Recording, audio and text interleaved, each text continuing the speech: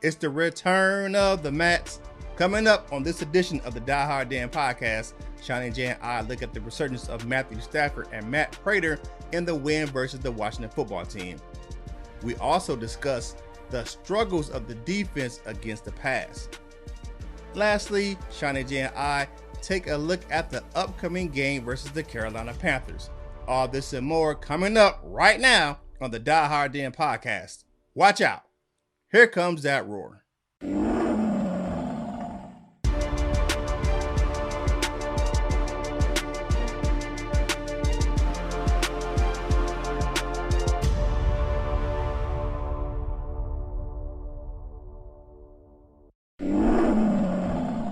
What up, though? This is Kurt Steele, and welcome to the Die Hard Dan podcast.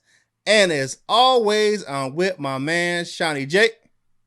Good evening, good people. As you can tell, Curtis is hyped tonight. Hey, man, let's get this thing going. I was out last week. Sorry, people, I had to go on the short-term IR. I had some back issues. I really couldn't sit in the chair to bring you the content that we wanted to bring you last week. But I'm back. Feeling better, and it's time to get the show started. Seany J, how have you been, my man, since I've been out last week? How's everything going for you?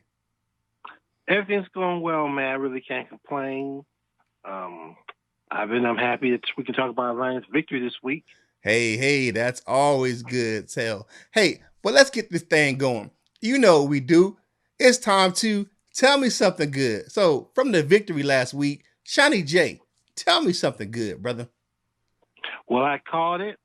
Our man, the other fat Matty P, not Matt Patricia, but Matt Prater, he kicked the game-winning 59-yard field goal, which is not easy. I know these kickers got strong legs, but you still got to be accurate, and it was almost right down the middle.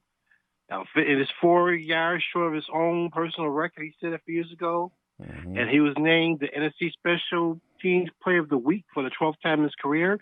I called it after the game. I posted it in our groups.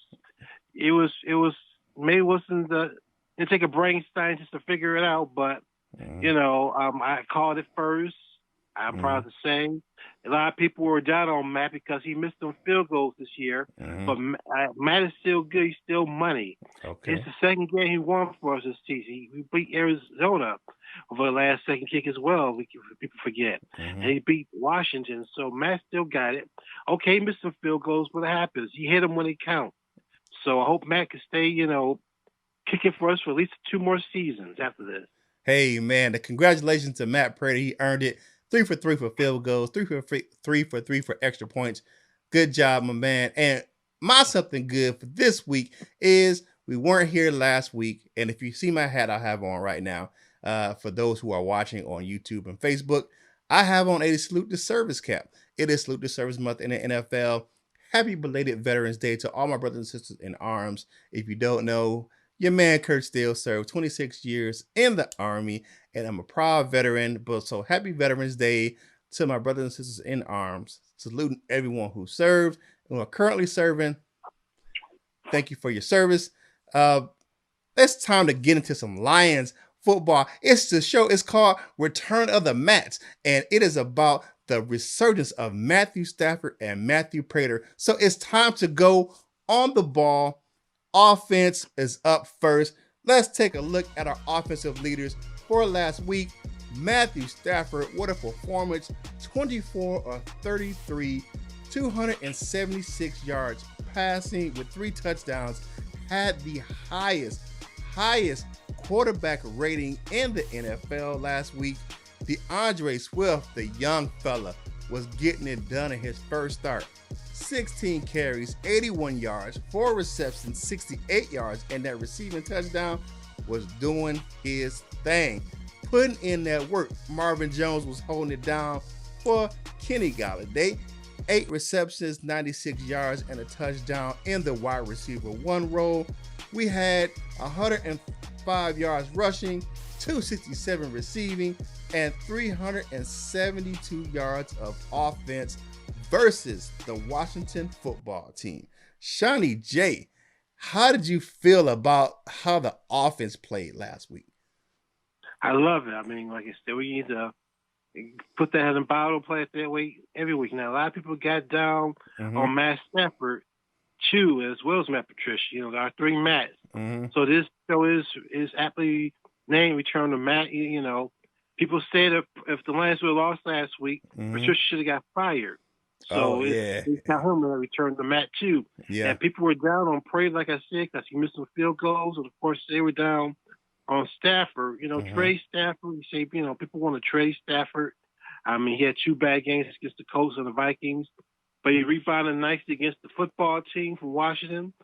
You know, they had a stat before the game. I don't know if you noticed it. They said Alex Smith might be coming against the right team because he's 5-0 lifetime against the Lions. Yeah, that's right. In fairness, they also showed a graphic below that Matthew Stafford was 4-0 lifetime against the football, make it 5-0 now. He's 5-0 now, yeah. Against the Redskins / football team in his career. Yep. So he's owned them pretty much. Yes. I can't understand. Like I said this many times before in our group and on our podcast. I can't understand why people are so down on Matthew Stafford. The Lions fans really don't know what they have. They can't truly appreciate what they have until it's gone. That's very true, my friend. All right, looking at the game overall, Matthew Stafford had another game-winning drive in his career, which he still only trails Matt Ryan out of Atlanta in those game-winning drives since he's been in the league. And what we haven't really mentioned is that, and people don't really know about this stat, but Washington had the highest rating pass defense in the league. They gave the least pass yards per game, a little under 200 yards per game, and Matthew Stafford went for almost 300. Yes. Yeah, the offensive line with that powerful defensive front, all those first-round draft picks they have on the defensive line, only gave it 1 sack in the game. That was awesome. Yes, it was. And Washington, they got called for a couple personal fouls. I'm glad to see Matt get those calls because he took a lot of abuse over his career and didn't even get a call that Tom Brady would get or Aaron Rodgers would get. I'm glad to see Stafford earn those calls. I mean, damn it, he earned it. And they did take one back. I mean, they took a call back against the rookie from Ohio Sox. He got that one and it's in the game. Yes. Shout out to Tyrell Crosby. He did a great job on Chase Young. I mean, he really Chase Young was a non-factor in that game. You didn't hear his name until he got the penalty at the end of the game. So exactly. Now looking at some of the stuff we did well, like you said, DeAndre Swift, 149 all-purpose yards with the receiving touchdown. His first start, we'll talk about his stats for the game later, but pretty much Darrell Bevell said that it's his job right now. He is going to be the RB1 for the rest of the season if he's healthy going forward. What do you think about that? Yeah. I love it. I mean, I posted that too. It's time. Remember, at the beginning of the season, Swift and Carolina and both Scarboroughs on team at the time all had injuries. Yeah. And we want to go into the season with 3 injured running backs. That's in Washington just released AP. So we signed AP just in time for some insurance. AP got a pretty good start, but he slowed down a little bit. Yeah. But we may need him these next 2 games. I'm talking about in Carolina and the Thanksgiving game against Houston. If Swift if he have a concussion, which we'll talk about later, hope he doesn't. We may need AP to look like the old AP from vintage Minnesota AP. It'll be great. Yeah. It's the time. And we need Carry-On too as well. If Swift is not available for the next 2 games in 5 days, so that's why you need to have depth. I wish we could have hold on to Bo Scarborough because he played so well for us last year. I'm so disappointed. Well, we have Williams that came over from the Colts that we signed, and he's back on the active roster. So he's a good addition. He's a hard runner, so he may get some carries if Swift can't go on Sunday. Next up, Marvin Jones is shining, man. 3 touchdowns in the last 2 games. He's really putting in some work. And he had a lot of touchdowns last season. A lot of people don't realize that he was second in the league in touchdown receptions to Kenny Golladay last season. So and that was without Matthew Stafford for most of the season. So Marvin Jones is doing his thing. And if you really want to really know something personal about Marvin Jones, go out on Players Tribune. He has a touching article about how his family dealt with the loss of his son Marlo last year. So go out there and check it out, man. It is really good. But he is really balling this year. Another player that Lions fans wanted to get rid of, Marvin Jones. What's wrong with Lions fans? Don't they know talent when they see it? Well, I think that he was. I think that from the looking at the episode that happened with Golden Tate, they were kind of looking at that situation like he may be one of those pieces that Bob Quinn moves, because that's what Bob Quinn does.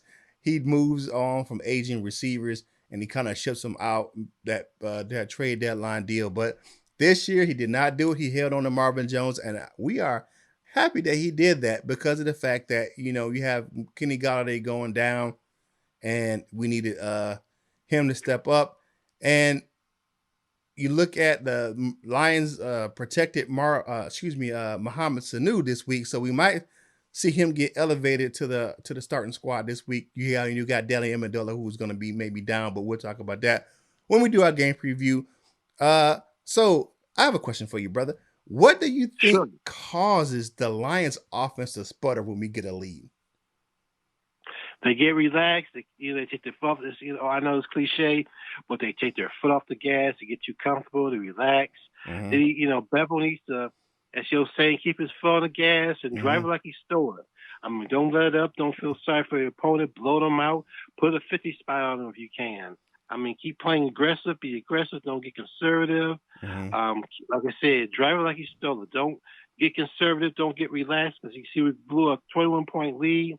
The football team came back and tied us up. But, if the Lions had lost that game, they've been so roasted right now. Oh, yeah. They've been roasted. Patricia will be gone. Yeah. And, but thank God, Matty Prater saved the day, return to Matt. And Stafford only needed 16 seconds to get him in position to win the game. 16 seconds to get us in position, man. That's ridiculous, man. 3 timeouts. And if you look at the sights and sounds of the game on the Lions YouTube channel or on their page, he said he went up to Bevel before he went on the field. He said 16 seconds. He said overtime, right? He said nah. And Bevel, he was like, go out there and try to win the game, and got that penalty fell right. He got that that nice pass to Marvin Jones right there at the 40 to call a timeout and kick that game with a field goal. And he did this. Matthew Stafford did this with an injured thumb. He has a partially torn ligament in his right thumb. But looks like he's going to be able to play. But it didn't slow him down in the game. He still made some accurate passes. That one touchdown he threw to Marvin Jones was right on the money. His hand was taped up and everything. I just think he probably needed some rest. Probably yesterday. He practiced today, but I think he needed some rest to kind of like, we don't want to do too much on it. Just play it during the game. He's going to have a lot of time where he's going to need him in the next couple of games where we play Carolina this week and then Houston on Thanksgiving. So that's definitely one of the things we want to keep him safe and sound for the next 2 games in 11 days. So that's some quick turnaround games for him. So you want to keep him, keep that hand doing as least as possible without playing. Exactly. And yes, Matt, he's still a vet. He doesn't need that much practice. I mean, he's not a rookie. He's a 12-year vet. Okay, he needs some workout as long as he can move around. It's not like the week he was cooped up in, COVID. He locked up. He couldn't practice. He couldn't do nothing. Work out. He couldn't run. Throw the football around. Nothing. That was a bad situation. It wouldn't have been so bad to miss practice, but he couldn't even play catch. Toss the ball to his receivers and nothing. Yeah, and the Lions. The Lions had a. That was good. The Lions were able to bring him in, and he was actually able to call some of the audibles and stuff during the game. I mean, during the practice, where he was calling out the audibles during practice over Zoom and stuff. So he was linked into the practice, but it didn't like being there. All right, so that's on the ball this week. Hey, thank you for watching the show. If you're watching on YouTube or Facebook, hit the like button, hit the share button, hit the subscribe button, ring the notification bell so you know when you're getting fresh content from us right here at the Die Hard Den podcast. Follow us on Facebook. Seany J, my man, does a great job of keeping you informed on Lions news over on our Facebook page. And if you're listening on one of the podcast platforms, we appreciate the download. Thank you for checking out our content over on Apple or Spotify. And if you have one of those Alexa powered devices, say, hey, Alexa, play the Die Hard Den podcast on your favorite podcast platform, and she will hook you right up.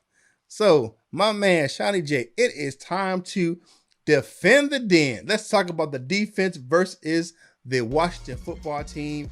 Jamie Collins doing his thing, putting in work. 13 total tackles, 10 solo. Mr. Romeo Okwara is still getting it. 4 total tackles, 1 sack, 1 tackle for loss, and a QB hit. Justin Coleman had a quietly effective game. 10 total tackles, 8 solo tackles, and 1 tackle for loss. That's putting in some work for a nickel corner to have that many tackles. 89 yards rushing. Now here is the big one. We gave up 375 yards passing. That's 464 total yards of offense allowed to the Washington football team. All right, Rick, coming back in, man. What was up with the secondary? Giving up, besides the sack, 390 passing yards to a player like Alex Smith. Now, he's no bum, but he hasn't played in years. And his first start in forever because of a leg injury, we gave up 390 passing yards. What do you... Yeah, despite the 2 sacks, which you mentioned, we need to put more pressure. He still had too much time. Yeah. You know, we give to me dink and allow his pass or dink and dunk, which was annoying. We need to tighten that up. You know, I wish Udlin would go back to the way he played the Jacksonville game. Now, he put pressure on the quarterback. He blitzed. All game. Yes, he didn't blitz too much because Washington. He's went with a 4-man rush. Yeah. I love, like I said, we need to dial that Jacksonville game up too for the defense. We blitzed, we put pressure, we gang tackle, we went after the running back with reckless abandon. I mean, we got away from that. That's what I wanted us to get back to, like that Jacksonville game. Look at the film, get aggressive like that Jacksonville game again. That's what I want to see next 2 games against teams we should beat in Carolina and Houston on Thanksgiving Day. Yeah. All right. So that was the negative. Let's go to some positive. My man, Big Romeo Okwara. Now, coming to the season, everybody thought it was going to be little brother Julian that was going to be putting in that work, but it's been big brother Romeo. Currently is a top 5 PFF pressure rusher on their list. He gets pressure 17% of his pass rushes have pressure on the quarterback. He is only behind like J.J. Watt and Aaron Donald and a couple and one other guy. So he's like 4th in the league in pressures. What do you think has contributed to his success this season? He's really worked hard. You know, he's a hard working guy. Remember, we got him as a free agent, got cut by the New York Giants. New York Football Giants, as some people like to call them. Yeah. We got still, you know, people talk about the Lions gave away Fulham to the Eagles, with a Giants gave away Okura, nice defensive end to us. I liked it 2 years ago when we signed him. Yeah. I like the other guys, the former Giant, Canaro. He's gone. I wish we could have kept him, but it is what it is. But as far as Okura, the older Okura goes, he works hard. I can tell he works hard. He has a non-stop motor. He gets after the quarterback. He gets after the running back. We may have found us that solid pass rusher, and of course, Everson Griffin. Like I thought he's helped. You mentioned before, Griffin did have a sack, and he had 5 hits on the quarterback. Yep. But still, even with that, we need to put more pressure because at crucial times we couldn't get to Smith. Yeah, that 5 QB hits is a franchise record for the Detroit Lions.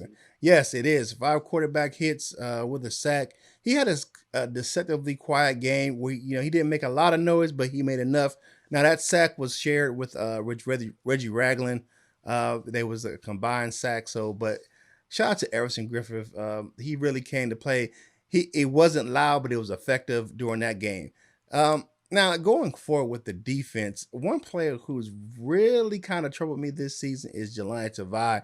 Dude has had like a total of 2 tackles the last 2 games. Um, and Davis should be coming off the shelf here soon.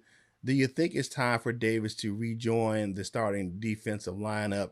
Because Tavai really is not getting it done. Absolutely. Jared Davis should be playing. He's a great athlete. We expected big things from him for the season. Mm-hmm. He was in the best shape of his life. I don't know why Patricia is not using him or playing him. Mm-hmm. Patricia likes Collins. He also likes Ragland over both our own draft picks, Tavai and Davis. As far as Tavai goes, I'm going to say real quick, the rotation, you know, he likes rotating linebackers in. He don't like this playing 3 guys the whole game. He likes the rotation.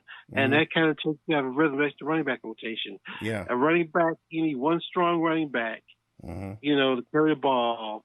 Because they say running backs get stronger as the game goes on.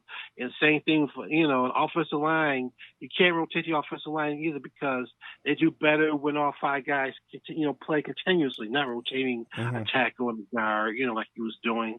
And same thing, okay, this linebacker rotation is hurting Tavai. He needs, or Tavai, I always get him mixed up with the big lineman, Vitae, Tavai. Vitae, yes. Vitae. It's Jelani Tavai, yeah. But he needs to be on the field if he wants to get better. He has talent. Yeah. He has a side of talent that Patricia liked when he drafted him last year. Patricia needs to be consistent and give him playing time. Keep him out there. Let him sink and swim. Keep him out there. Let him do his thing. But I think my issue with Jelani Tavai is that he is a foot slow. I mean, that you can definitely time his 40 with an egg timer. That dude is slow, and it just seems like he's getting slower as he continues to play. And I think we need some of that speed. I think I like Reggie Ragland. He's playing good. He's earned his playing time, but I think Davis has earned his playing time as well. I think he's earned more playing time than Tavai. And speaking of that rotation, there's 2 players that really kind of said that they don't like the rotation in the secondary, which is Jeff Okudah and Amari Aurier. They said they really can't find their rhythm now that the other defensive backs are healthy and they rotate them in and out. They can't find their rhythm during the game. Did they say that? Did I just say that about Tavai, the linebacker? No. They said that about themselves. They can't find their footing in the second. Yeah, yeah. They can't. They said they can't find their footing in the game. It's kind of hard for them to really adjust because they're coming in and out. So you're changing packages and you're rotating guys in and out. You know, sometimes it's hard for them to get their rhythm. Exactly. Yeah. So last one on the defense. How long do you think that Trey Flowers will be on the shelf? Now he's eligible to come back after this game coming up. Do you think Thanksgiving? Doesn't make Thanksgiving. You think he'll be back? He had that really brace on his kind of arm or wrist or whatever. It was a weird contraption, kind of wrapped up with like a half cast and a wrap. I hope he can, I hope he recovers soon. But do you think that, I think we really need him going down the stretch. We do. Well, you combine him with Okwara and Everson Griffin, you got a nice rotation of their defensive ends because Griffin can play both sides. So that's one injury I'm looking for if the Lions are trying to make a playoff push. That's one thing that could be concerning if we don't have Trey Flowers. I think that both Flowers and Kenny G will be back for Chicago. Mm-hmm. I think the turnaround for Thanksgiving is too soon. Mm-hmm. I think Patricia thinks he can get by winning without them. He wants, like you say, he wants to for the December stretch, like the playoff push. Mm-hmm. Like in baseball, September, or the playoff push in football is December. Mm-hmm. I think he's going to stay those 2 guys if he can for the playoff push starting at Chicago December 6th. All right. Hey, that is the Defend the Den. We did that thing. We talked about the defense. Hey, thank you for watching the show. If you're watching the show on YouTube or Facebook, hit the like button, hit the share button, subscribe to our Facebook page, subscribe to our YouTube channel. Hey, and ring that notification bell so you know when you're getting fresh content from us right here on the Die Hard Den podcast. Subscribe to our Facebook page. Seany J, he holds it down over there, keeping you up to date on what's going on with the Lions. And if you're listening on one of the podcast platforms, We appreciate your downloads. Hey, man, we really, really appreciate that. And if you have an Alexa powered device, say, hey, Alexa, play the Die Hard Den podcast on your favorite podcast platform, and she will play it for you right there on that powered device from Amazon. So it is time to get into our favorite game of the show. You know what it is. It's time to say hell yeah or hell nah. You ready to do this, my man? Let's do it. All right. First up, Swift would be a Rookie of the Year candidate if he started sooner. Hell yeah or hell nah? I would say hell yeah, but I still think once he come back and have a strong finish, he's still going to be a Rookie of the Year candidate. So hell yeah to your original question, he's still going to be one anyway. Okay, I'm going to say hell yeah. I think if he would have started sooner, Lions fans were calling him for him to start really around that Jacksonville game. So it took him another 3 weeks to start, but he would have the statistics to be a Rookie of the Year candidate. He's kind of behind the Robinson down there in Jacksonville in the running back position as a candidate because of his yards that he's compiled so far. But good luck to him for the rest of the season. Next up, Stafford will not play on Sunday due to his thumb injury. Hell yeah or hell nah? Hell no, he's going to play. Stafford or something. He played with worse injuries. He's going to play. He's our Brett Favre. He's our Brett Favre 2.0. I mentioned in the group. He's going to play. He's going to play. He's going to finish this. He's going to ice that baby up. Whatever he got to do.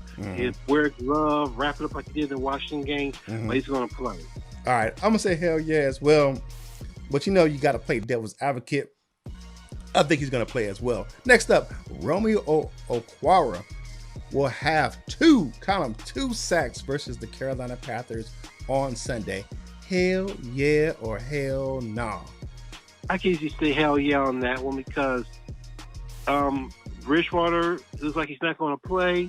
Their backup quarterback is a guy from the AFL or with the AAFC, the football league. He was in the XFL. Yeah, you talking about PJ, yeah. So he's gonna play.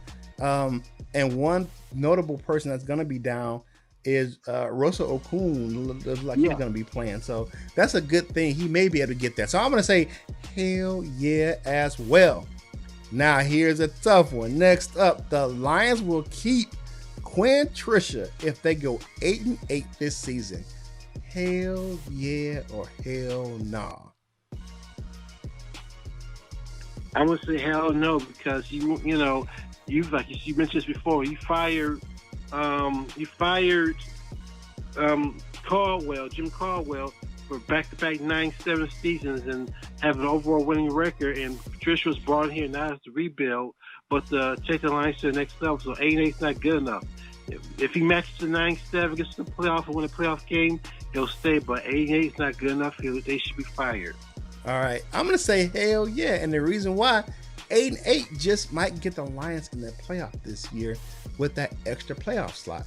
So if it does win, I go for that too. I think it may. I know a lot of Lions fans, and I'm one of those. I will raise my hand and say that I think it's time for the Quinn Trisha era to end. But let's move on. Next, the Panthers will not have a sack versus Detroit on Sunday. Hell yeah or hell nah? They won't have a sack, you say? They will not. The Panthers will not sack Matthew Stafford or Chase Daniel or whoever's playing on Sunday. They will not. Stafford's not going to play because Stafford's going to be playing. But I'm going to say hell yeah, because, they won't get a sack, that is. So I like our chances. Like you said, especially if the Lions run the ball 80% of the time, which with some I posted that they should do because I are part of Detroit. So I'm gonna say hell no, Carolina will not get a quarterback back on Matt this year. Okay, I'm gonna say hell nah. I think they will get a sack. I think they'll get one. Derek Brown's actually playing really, really well over there.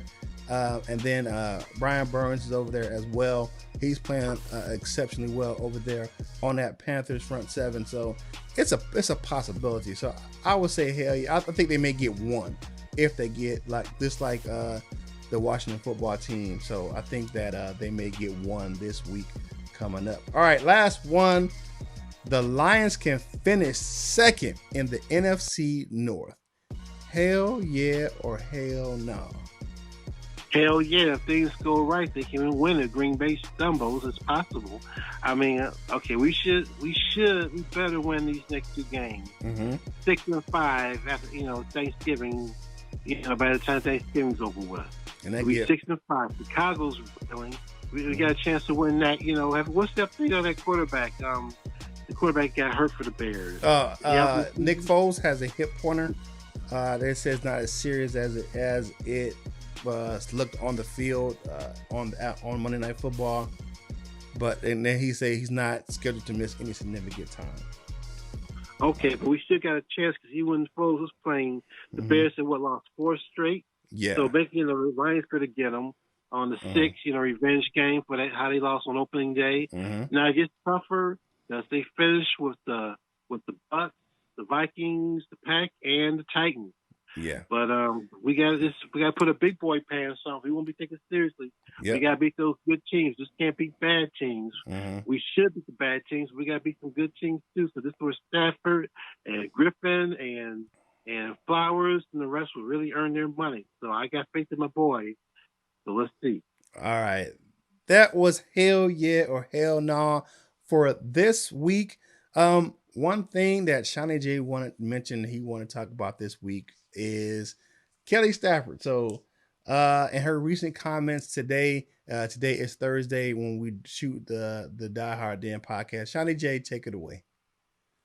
Well, I just found out about this evening. Somebody posted in our group about Kelly Stafford. Someone said she should keep her mouth shut. And I didn't know he was talking about, so I Googled Kelly. And I saw she made some comments on her Twitter page or Instagram, whatever it was. Instagram, yeah. About, the COVID situation and Gretchen Whitmer, once again, putting the state on lockdown. Kelly basically said she's tired. She's over Michigan and their dictatorship. And the word dictatorship, it's a strong word. People look for key words like that, Yeah. That kind of hot button words. The word dictatorship, I think that's the thing that pisses a lot of people off. Some may agree, especially remember the last spring, all those people who went to Michigan in the state capitol and protested, brought their rifles and AR-15s. Ridiculous. And yes, I mean the governor, she's in the highest position. She's trying to, so many people been getting sick and dying from this disease still. Yet people don't want to lock down. People want to live their life like normal, but living life like normal is what's getting them killed. So what's the governor going to do? I want to be in their shoes right now. Yeah, she's in the house. Can't satisfy people. Can't satisfy everybody. But Kelly, once again, she one of those loudmouth ballers' wives. Like Miko Brown, something like that. Well, I will say this, and I will give Kelly Stafford some reprieve here. She's had a difficult couple of weeks, and I think it really stems from the NFL's COVID. So she had a situation that happened with her daughter, that she got hurt, and this happened right before the Minnesota game where she had a concussion, and it was a tough couple of weeks for Kelly, and she came back and apologized for her choice of words. I just think she's overall just kind of frustrated. But to Governor Whitmer's, and I don't live in the state of Michigan anymore, but to her, to give her some reprieve as well. She's doing the best she can in a terrible situation, and she's trying to keep the citizens of Michigan safe. It's not a political thing, because people will always say it's always political because it's a politician, but it is a public safety thing. She wants to keep her citizens of her state that she is the governor of safe. I've never politicized COVID because it's not a political issue. It's a public safety issue. You have millions and millions of people have been tested positive, and you have over 250,000 Americans have died. This is the more people have died of COVID than they have died in wars in the last 10 months. So she's doing the best she can in a bad situation, um, where she's not getting a lot of excuse me, direction from the federal government. So uh, she's doing the best she can, and a lot of the governors are. So uh, hopefully we can get this thing and do what the scientists say to get this thing under control, and hopefully we can get back to some sense of normalcy soon. We have some promising things with a couple of drug companies, Pfizer being one of them, with their vaccine that maybe they're coming out here in the next couple of months, so in the new year. So, but Kelly Stafford, she's just frustrated, man, and I can give her some some leeway, some benefit of the doubt, because I just think that she's frustrated with her current situation, which isn't everyone's. She has a friend of hers, she said, who's losing her business because of the lockdown, and there's no federal aid going to those small businesses anymore. There's no deals being made to help those people keep their businesses open. And that's what's going on with that. So I can understand her frustration with the lockdown, but you have to understand that there's other factors to why these businesses aren't shutting down, because the federal government is not helping right now. Let me ask you quick: how's the governor of North Carolina handling this We situation? we're on we're going on a lockdown soon ourselves. We have higher elevation levels here in North Carolina, so we're going backwards in some counties right now. We got to go back on lockdown because of the rates that are rising here in the state of North Carolina as well. So, but Governor Cooper is doing the best he can with what he has. You have to realize that a lot of these states, some of these states are dealing with state legislatures, and they can put out guidance, but sometimes the local governments kind of override what the state puts out as well. So, I mean, that's just what it is. So, all right, man, let's get back to the Lions and the Carolina Panthers, who will be where I live on Sunday. And due to COVID restrictions for myself, personal ones because of my pre-existing conditions, I unfortunately will not be able to attend. Boy, I wish I was able to, because the Rona got everyone on lockdown around my house. So let's look at the Lions' final practice report for Thursday. Let's go through this. Danny Amendola and Kenny Galladay both out. No practice. Galladay practiced a little bit yesterday. They say he did a little workout today, but he was officially listed as no practice with his hip. DeAndre Swift is being evaluated for a concussion. I'm not sure that he is in the concussion protocol. They're just saying he's been evaluated. If he's in the concussion protocol, he will have to practice tomorrow and go through the walkthrough on Saturday to be cleared to play in the game on Sunday. Austin Bryant was limited today with a thigh injury. He returned. Jared Davis has a knee issue, limited both Wednesday and Thursday. Hawkinson limited with that toe, but he's a tough fella. Christian Jones knee limited both days. Marvin Jones had a knee injury. He was out on Wednesday but came back today. J-Ron Curse had an ankle injury, was out yesterday and came back today. Of course, Matthew Stafford was out yesterday with that right thumb injury. Was back on the field today. He threw about 9 passes during the warm-ups and things, but he looked like he was on par. Big V, Vitae, he had that foot injury still, limited both days, Wednesday and Thursday. Nick Williams with that shoulder was limited yesterday and full practice today. And here is a name that I hopefully will come back soon. Your boy Jamal Agnew with those ribs was a full practice on Wednesday and Thursday. So I hope we get our return specialist back.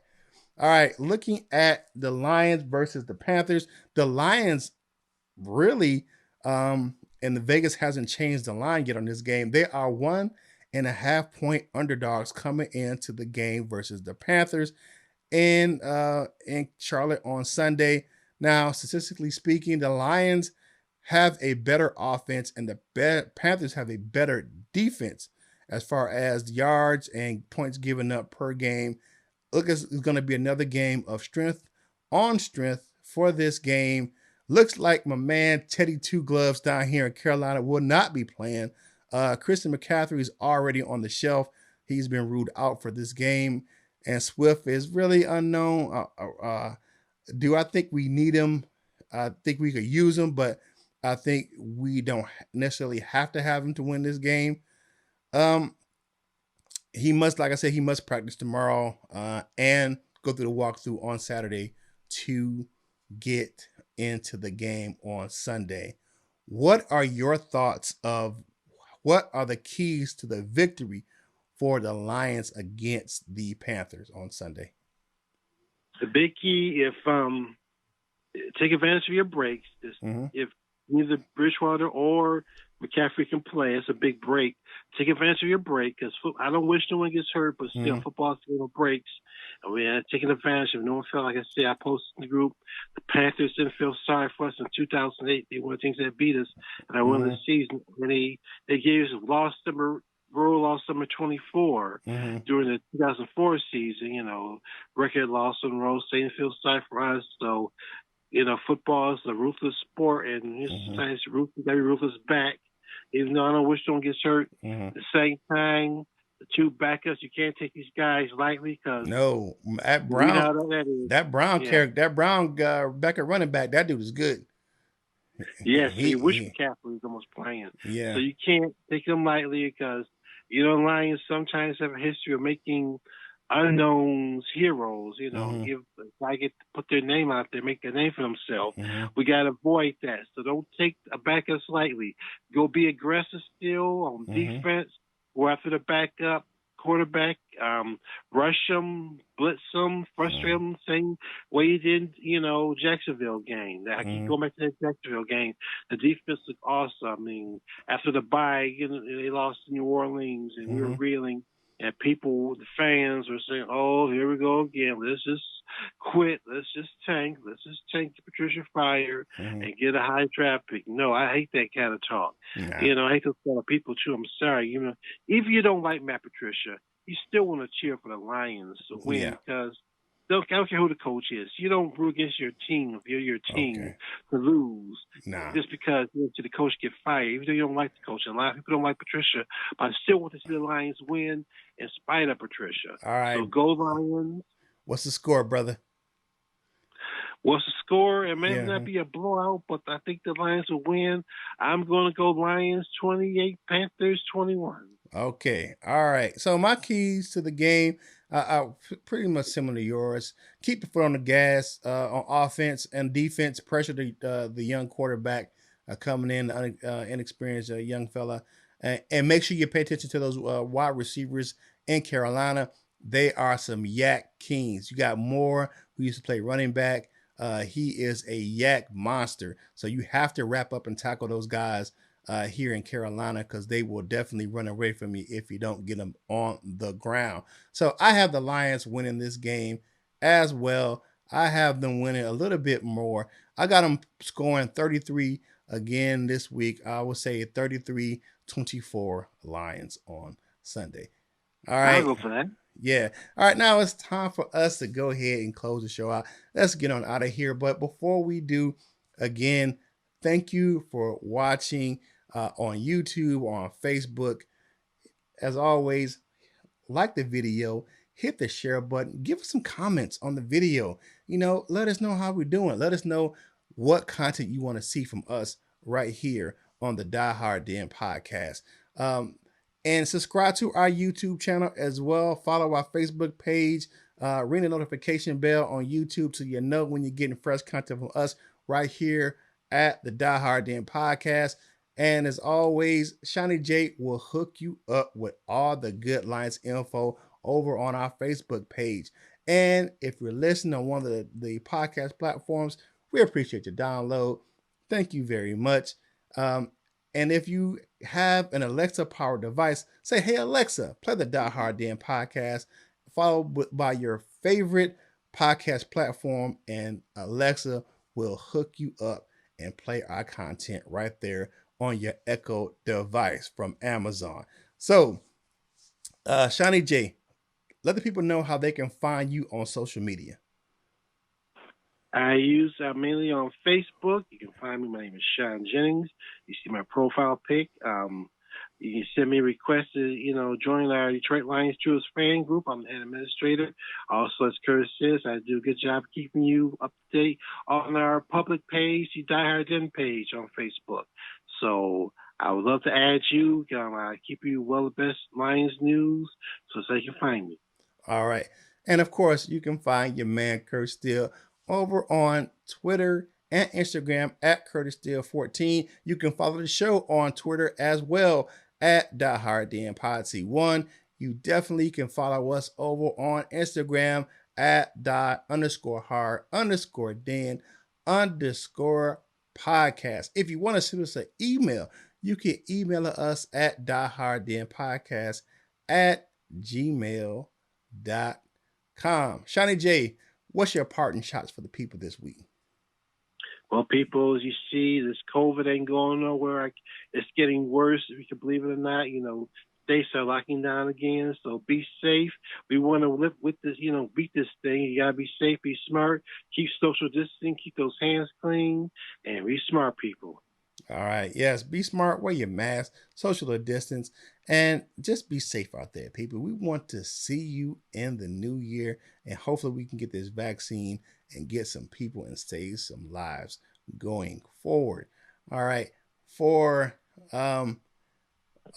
it's one thing. Again, happy belated Veterans Day to my brothers and sisters in uniform. I wear my salute to service cap all month. If you watch me on my other platform over on Detroit Lions on the Prowl, I wear a different Lions salute to service cap for this whole month, and I will continue to wear one to salute my brothers and sisters in arms. Thank you for your service. We really appreciate what you did for this country. And for please do me a favor, for you, for me, whatever you do in life, you got to boss up, ball out, and be the best version of you that you can be. For my man, Seany J, this is Kurt Steele of the Die Hard Den podcast, and we will holler at you real soon.